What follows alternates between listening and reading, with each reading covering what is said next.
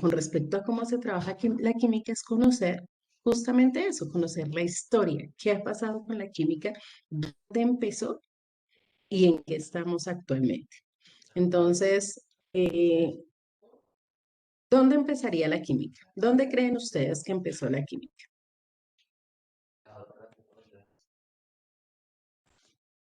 ¿O dónde se les ocurre que haya podido iniciar la química?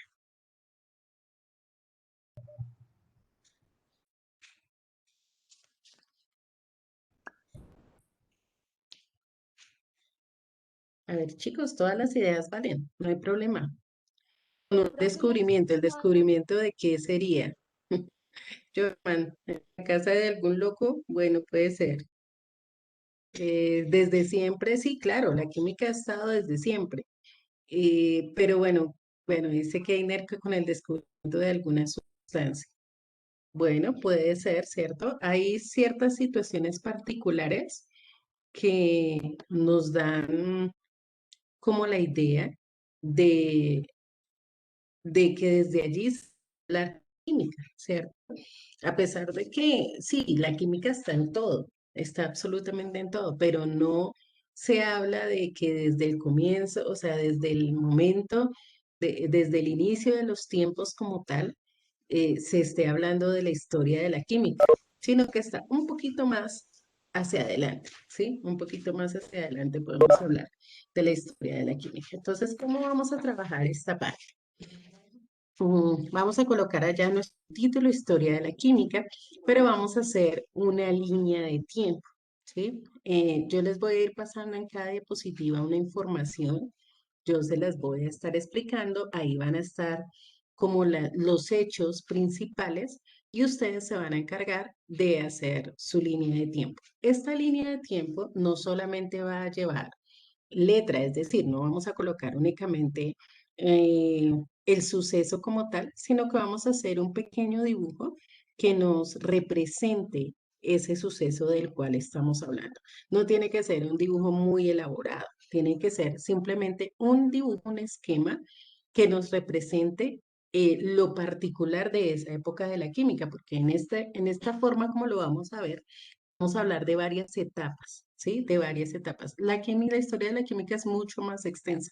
Esto simplemente es un breve resumen de la historia de la química. ¿M? Y lo vamos a dividir en 5 etapas. Entonces, en cada una de esas etapas hay algo que marcó el desarrollo de la química y eso es lo que vamos a representar, ¿cierto? Eso que marcó la historia de la química en esa etapa. Entonces, vamos a colocar como en todas las líneas de tiempo el año, ¿cierto? O el siglo, porque hay cosas que no son de un año en particular.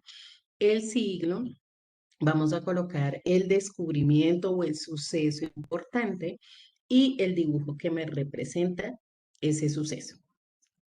Bueno, entonces iniciemos con la primera parte, que es la química en la antigüedad. La química en la antigüedad. Aquí estamos hablando entonces de los tiempos antes de Cristo, de los primeros hombres, ¿cierto? Donde dice, desde el comienzo de la civilización, el origen de la vida, del universo y la transformación de los materiales han maravillado a los seres humanos. Aquí viene entonces todo el tema de el método científico en cuanto a dar respuesta a todas esas cosas que empezaron a maravillar a los seres humanos desde la antigüedad. Al descubrir el fuego y sus beneficios, ellos fueron desarrollando su dominio sobre los materiales y técnicas que les permitieron construir objetos para su supervivencia. Dentro de estas prácticas primitivas tiene origen la metalurgia.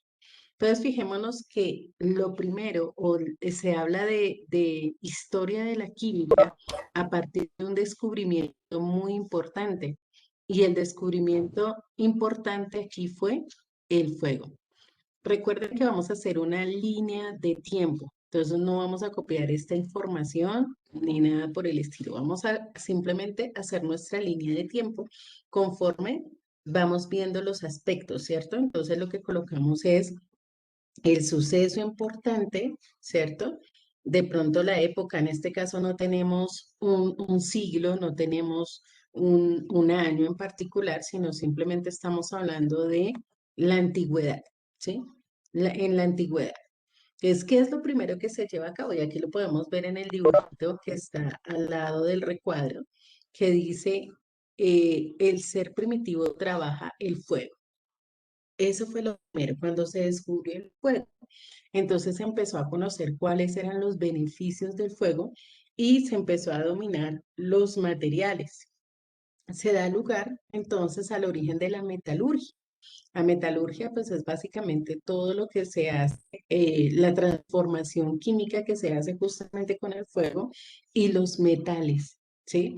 Entonces, eso les llevó a las personas de la antigüedad a construir objetos y materiales que les permitieran sobrevivir. Estamos hablando de las lanzas, estamos hablando de las hachas, estamos hablando de esos instrumentos primitivos a partir de los cuales el ser humano pudo empezar a, a desarrollar, ¿sí? Pudo empezar a desarrollar técnicas para supervivencia. Eso fue básicamente para cazar, para poder comer, para poder sobrevivir, ¿sí? A eso nos referimos con la química en la antigüedad. Entonces, el primer descubrimiento, el más importante en la antigüedad, es el fuego.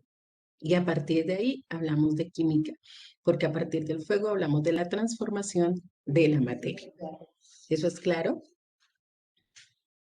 ¿Hay alguna pregunta? Bueno, entonces vamos a hacer esa primera parte de nuestra línea del tiempo y ya pasamos con la siguiente. No, no coloquen fecha porque no hay una fecha en particular, simplemente coloquen antigüedad, ¿sí? Para tener presente que fue el suceso, no le coloquen fecha.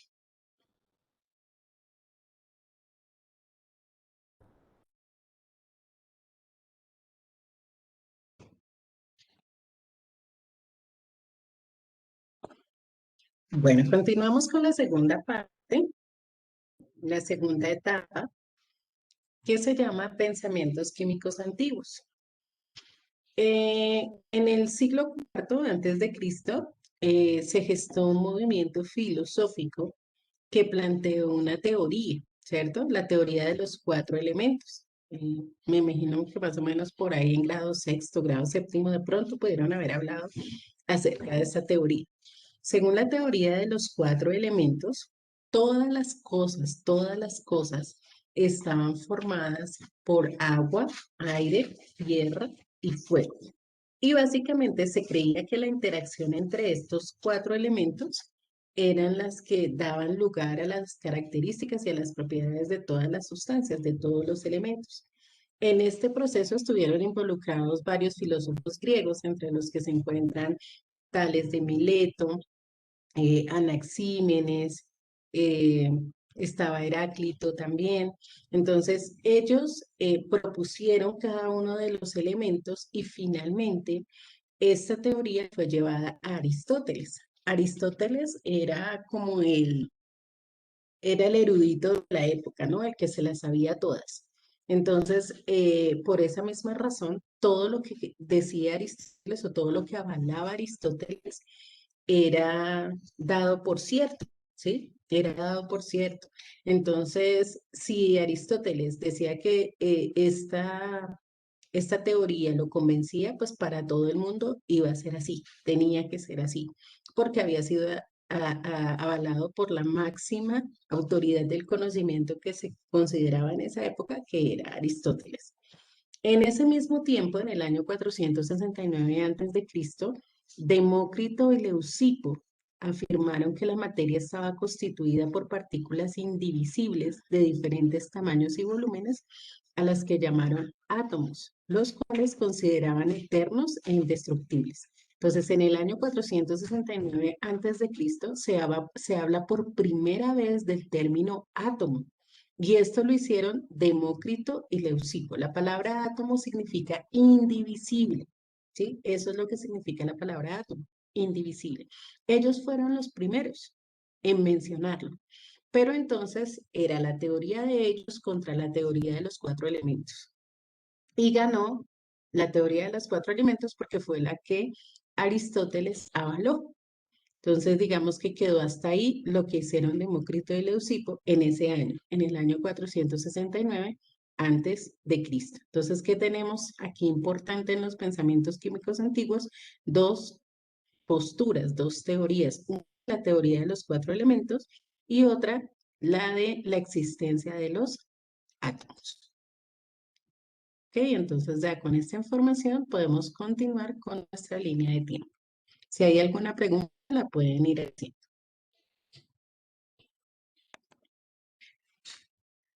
La siguiente etapa del desarrollo de la historia de la química se conoce como química en la Edad Media. Aquí es una etapa bastante amplia, ¿sí? Y está desde el año 300 antes de Cristo hasta el año 1600 después de Cristo. Básicamente seguimos con la misma teoría de los cuatro elementos, hasta aquí no ha variado, todo sigue como con la misma idea, pero entonces nace como una fusión entre los conceptos que tenían los filósofos griegos y la magia de la experimentación de los egipcios y los árabes. Ellos más que teoría, en el caso de los egipcios y los árabes, se enfocaban más, era como en hacer cosas, en la práctica, por decirlo de alguna manera. Entonces se llamaban magia a las diferentes cosas que ellos hacían. No, Nicolás, estamos manejando una línea de tiempo. ¿Listo? Entonces, ¿cuáles eran los dos objetivos principales que tenían los alquimistas? Porque así se llamaba la primera parte de la química en la Edad Media, se les denominó alquimistas. Y los alquimistas tenían dos objetivos básicos. El primer objetivo de ellos era buscar la piedra filosofal. ¿Y qué función tenía la piedra filosofal? Transformar todos los materiales en oro, ¿sí? Recuerden que en la Edad Media, pues, y siempre el oro ha tenido un valor muy importante. Entonces, ellos buscaban tratar de hacerlo el cuento del rey Midas, ¿no? Convertir todas las cosas en oro a través de una sustancia, de algún objeto, que en este caso lo llamaban ellos la piedra filosofal. Y pues bueno, hasta el sol de hoy la piedra filosofal no ha aparecido. Y en segundo lugar, buscaban tener una sustancia que curara las enfermedades y mantuviera la eterna juventud. Y se llamaba el elixir de la vida. Fíjense que hasta hoy todavía se sigue buscando el elixir de la vida, ¿no? Porque en muchos aspectos se busca tratar de mantener la juventud a través de diferentes sustancias a nivel cosmético, a nivel médico, en fin, se busca ese elixir de la vida que permita tener la eterna juventud y que fuera de eso, pues curara todas las enfermedades, todas las dolencias que tuvieran las personas. Esos son como los dos aspectos principales de la alquimia, ¿sí? De los alquimistas que duraron muchos años trabajo, hasta que pues se convencieron de que ni una cosa ni la otra, ni piedra filosofal ni elixir de la vida en ese entonces. Y aparece también en la Edad Media otra etapa que se llamó la iatroquímica. La iatroquímica. La iatroquímica fue a comienzos del siglo XVI, es decir, que estamos hablando más o menos de los años 1500, por ahí. Eh, Se enfocaron específicamente en drogas y remedios. Casi que podríamos decir que con la iatroquímica nace todo lo que tiene que ver con la química farmacéutica, que es la que se enfoca en medicamentos y demás. Fue una transición entre la alquimia, porque ya como que dejaron un poquito de solamente pensar en piedra filosofal y elixir de la eterna juventud, y se podría empezar a hablar de la química médica. ¿Cuál era la función en este caso? Curar enfermedades, ¿sí? Y ese curar enfermedades era mediante la preparación de remedios a partir de plantas y minerales. Entonces ahí empieza la química médica con la química del siglo XVI. Obviamente, hoy se sigue trabajando eso. La mayoría de los principios activos de los medicamentos que se conocen en la actualidad son compuestos que salen a partir de las plantas, han sido extraídos de las plantas. Y todo esto pues tiene sus inicios en esta época. ¿Es clara la química en la Edad Media? Entonces tenemos dos etapas que son la alquimia y la iatroquímica. En la alquimia, dos objetivos: piedra filosofal para que todo se convierta en oro, elixir de la vida para mantener la eterna juventud. Y la segunda fase es la iatroquímica, donde lo que se busca es preparar remedios a partir de plantas y minerales para curar las enfermedades. Listo. Entonces, continuamos con nuestra línea de tiempo. Nosotros 5 minuticos para seguir con la cuarta etapa.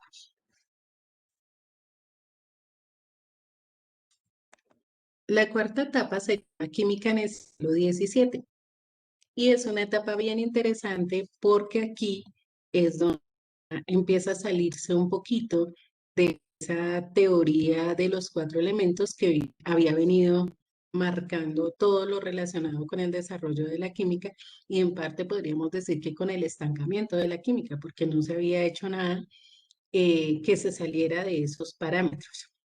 Entonces, en el siglo XVII, en el año 1661, aparece Robert Boyle. De pronto ustedes lo recordarán del año pasado cuando hablamos de la ley de Boyle, que es justamente una de las leyes de los gases.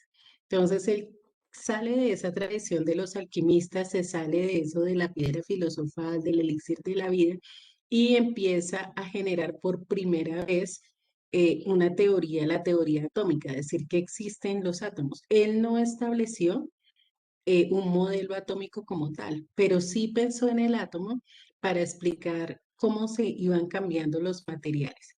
Y en ese caso habló de la compresibilidad de los gases. Recuerden que comprimir un gas implica disminuir su volumen. Entonces él estableció esa ley. Recuerden que la ley de Boyle estableció un volumen, ¿no?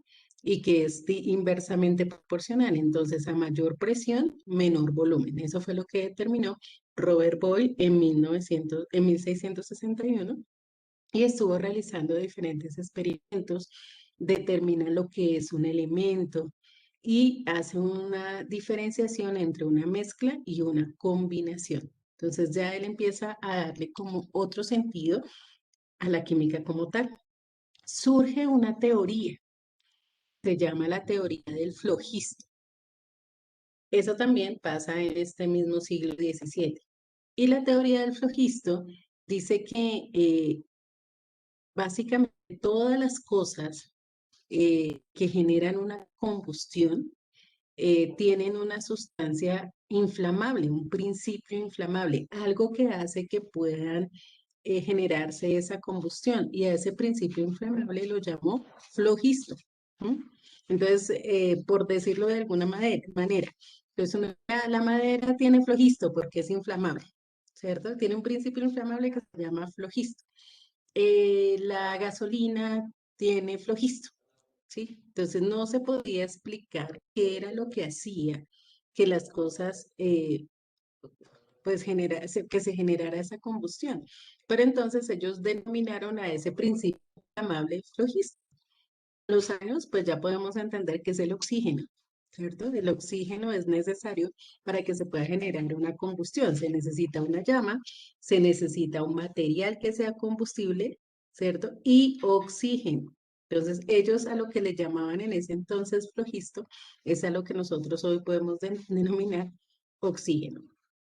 Básicamente, pues esa teoría del flogisto ayudó para que en el siglo siguiente, en el siglo XVIII, pues se pudiera constituir la experimentación como la base de la química, la base de la química como ciencia. Hasta este momento no había experimentación, era simplemente la palabra de las personas que estudiaban, pero en ningún momento había experimentación. Sí, ya con esto, con el hecho de que Robert Boyle hubiera podido demostrar su ley, ¿cierto? Establecer su ley y demostrarlo físicamente. Asimismo, entonces, en esta época se empiezan a dar todos esos procesos para que la química como ciencia se establezca que es una ciencia experimental. Es decir, que se requiere demostrar a través de experimentos cada una de las leyes y cada uno de los axiomas que se pueden presentar. ¿Listo? Entonces, a eso nos referimos con la química en el siglo XVII. Dos cosas importantes: el estudio de los gases de Robert Boyle en 1661 y la teoría del flogisto, que nos habla de un principio inflamable, lo que permite que las sustancias puedan procesos de combustión. ¿Esta es claro o hay alguna duda? ¿No? Ok. Entonces, 3 minuticos para que, o bueno, sí, para que terminemos el esquema con respecto a la química en el siglo XVII. Bueno, por tiempo no vamos a alcanzar ahorita a revisar las otras etapas y obviamente vamos continuando en la próxima clase. Entonces, importante primero hacer retroalimentación. Tenemos ya 3, 4 etapas que hemos estado viendo. La primera, la química en la antigüedad, donde lo principal era el descubrimiento del fuego y el surgimiento de la metalurgia, ¿cierto?